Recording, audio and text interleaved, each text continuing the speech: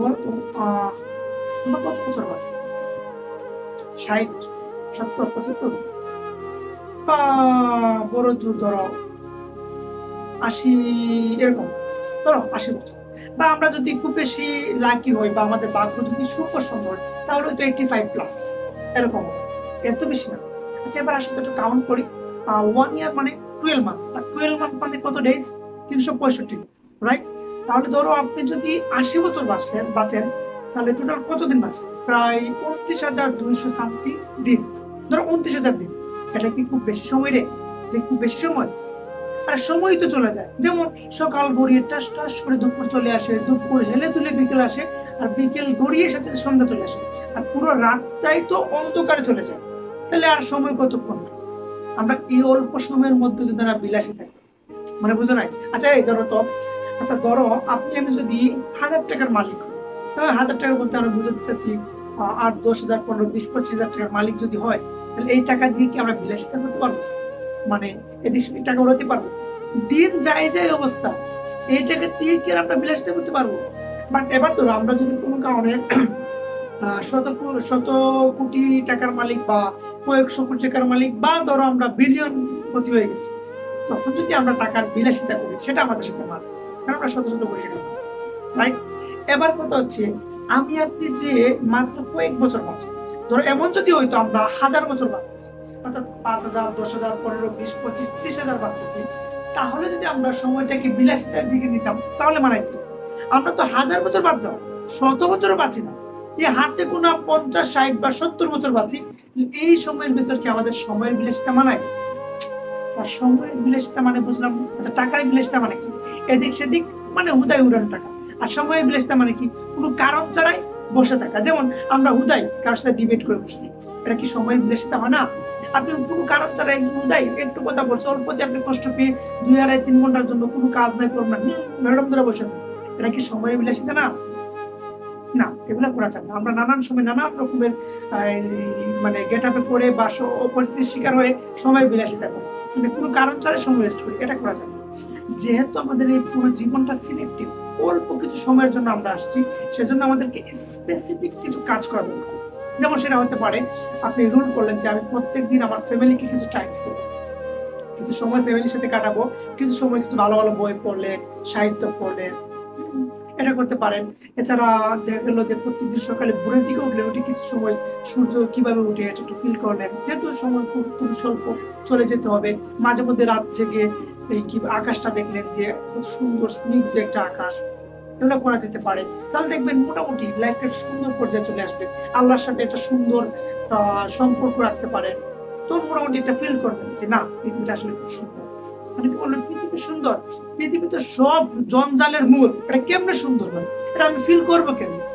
আসলে ফিল করার কিছু কারণ আছে বা কিছু একটা সিস্টেম আছে, আপনি কিভাবে ফিল করবেন। আচ্ছা আচ্ছা একটু ধরো তো, সাপোজ ধরো আজকে আপনি ডক্টরের কাছে গেলেন, যাওয়ার পর ডক্টর সুন্দর করে একটা রিপোর্ট দিল, যে আপনাকে বললো কানে কানে, আসলে সাহেব আপনার তো ক্যান্সার ধরা পড়েছে, আপনি তার বেশি দিন বাঁচবেন, তো হাতে কোনো 10 থেকে 12 দিন বাঁচবেন।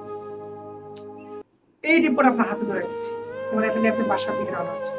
এটা কিন্তু আর কেউ জানে না, শুধু তো আপনি জানেন। একটু ফিল করুন, এই এই কাহিনীটা আপনার সাথে করতেছে, ফিল করলাম যে না, এই কাহিনীটা কেউ জানে না। আমার বাবা মা ভাই বোন আত্মীয় স্বজন পাড়া প্রতিবেশী বন্ধু বান্ধব হ্যান ত্যান কেউ জানে না, এমনকি আমার অর্ধাঙ্গিনীও পর্যন্ত জানে না। জাস্ট এই রিপোর্টটা নিয়ে আমি চলে যাচ্ছি, আমি আর 10 থেকে 12 দিন বাঁচবো। আপনি বাসার দিকে রওনা হন। বাসায় ঢুকার পর আপনি বেকার মানুষ, বাবা প্রত্যেকদিন আপনার সাথে বোকাচোকা চিল্লাচিল্লি করে, এই প্রত্যেকদিন মতো আজকে চিল্লাচিল্লি শুনতেছে, সারাদিন কোথায় থাকো না থাকো, কি করো, কোনো খবর নাই, খোঁজ নাই, কাজকর্ম নাই। অন্যদিন এসব বললে আপনি কি করতেন? রিয়েক্ট করতেন, তাই না? আজকে কি আপনি রিয়েক্ট করবেন? আপনি হয়তো সেটাকে স্মৃতি হিসেবে নেবেন, 10-12 দিন পর আমার বাবা আর আমার সাথে চিল্লাপাল্লা করবেন, রাইট? ইয়েস কিনা? সেম আপনার বউ হয়তো আপনার সাথে এরকম কথা বলতো যে আপনার কোনো ইয়াত্তা নাই, কাজকর্ম করো না, কিছু না, অকর্মণ্য, তখন আপনি হয়তো তার পাল্টা জবাব দিবেন। আজকে কি এরকম পাল্টা জবাব দিবেন? ভাববেন থাক না, অনেক তো পাল্টা জবাব দিলাম, আজকে না ও যা বলার বলেই আর একটা দিনই তো আছে। ও মনে যদি শান্তি পাইতো শান্তি পাইলো, এটা আমি স্মৃতি হিসেবে রেখে দিলাম। আর মার কথা তো বাদ দিলাম, মা যতই বোকাচোকা করো, কিন্তু তো খাবারের কথা মাই তো বলে, তাই না?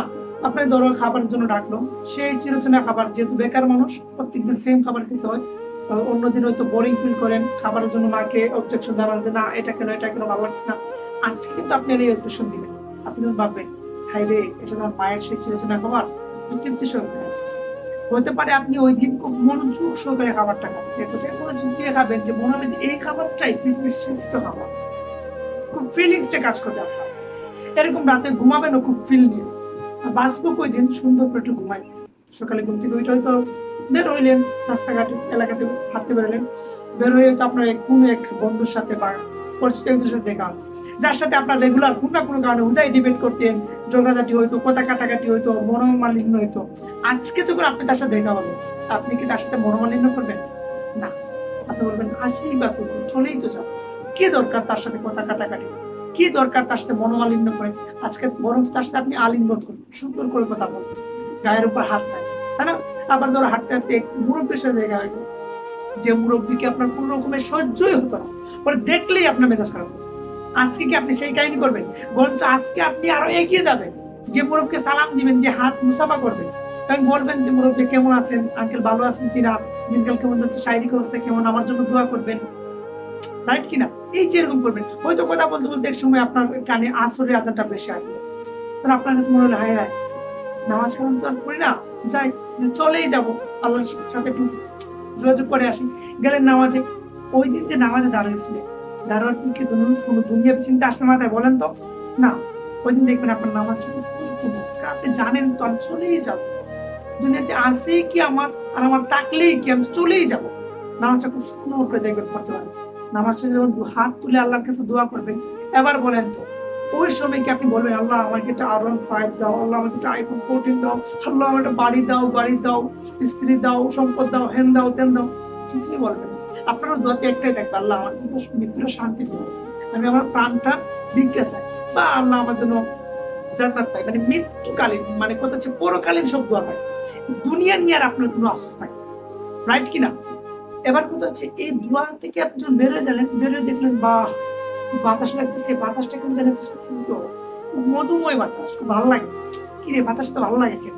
ওই যে আপনার মেন্টাল সেট আপ করে ফেলছিলাম তো মরেই যাবো, এই যত জায়গায় দিলেন গাছগাছালি করলেন খুব ভালো লাগে, যাকেই দেখি তাকেই ভালো লাগে, এমনকি গরু ছাগল কুত্তা বিড়াল যাই সামনে আছে সবগুলা কেমন সুন্দর লাগে, আমার খুব ভালো লাগতেছে, ফিল হচ্ছে, সন্ধ্যা হওয়ার পর দিকে ঘুরে আসছে, অন্ধকার কেন জানি খুব ভালো লাগে, সবকিছু কেন জানি ভালো লাগে, কথা হচ্ছে কেন চাই এগুলো এতক্ষণ যে যা বললাম এগুলো কেন ভালো লাগে বলেন তো?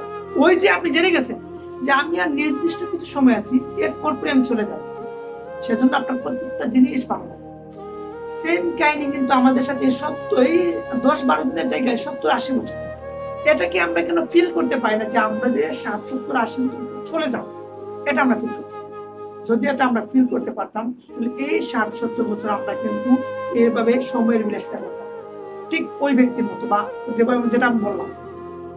এবং আমরা কিন্তু অলরেডি এটা জানি, এটা কিন্তু আমাদের মাথায় আছে যে আমরা 100 বছর আগে আমি বলতে কোনো শব্দই ছিল না, কিছুই ছিল না, এবং 100 বছর পর এই আমি নামক কোনো অস্তিত্বই থাকবে, এটাও আমরা জানি। এবং আমরা এটাও জানি যে এই পৃথিবীতে আমাদের আশাটা হচ্ছে ক্ষণিকের, এটা আসার মূল কারণ হচ্ছে আমরা অসীমের জন্য চলে যেতে হবে, রাইট? তাহলে এই যে এই বিষয়গুলো যদি আমরা একটু মাথায় রাখি তাহলে দেখবেন আমাদের পুরো জীবনটা সুন্দর হয়ে যাবে।